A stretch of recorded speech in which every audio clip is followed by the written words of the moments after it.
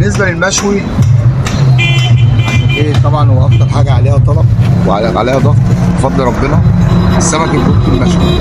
احنا بفضل ربنا يعني احنا مكسبنا في الاول صلاه النبي والحمد لله. بنعمل انضف حاجه واعلى حاجه، شغلنا كله بلدي بالثوم، حشو كله صلاه النبي تلف الالوان، ما بنجيبش اي حاجه فيها اي حاجه، كل حاجه درجه اولى في وش بنشتغل فيها.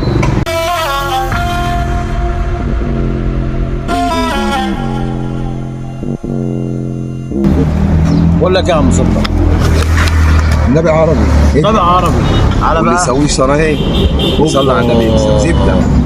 زبده مش كده، في موضوع، في كلام كبير قوي هنا مع سنه الطحينه الجميله.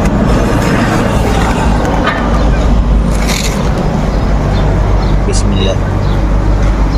هنا سأسكت قليلا احتراما وتقديرا لهذا الكبير. للسمك او اي اوردرات عندي مش مربوط انك تاخد كيلو، لا لو عايز سمكات تمام يعني أعمل لك أحلى سمكات. الصنايعيه الشقيانين وجبات يا معاك باشا. طب الوجبه ديت بالصلاه على النبي احسن، ومعاك فلوس مخلله 45 جنيه سمكيه نص كيلو، 45 جنيه سمكيه نص كيلو، 45 جنيه ومعاك فلوس مخلله.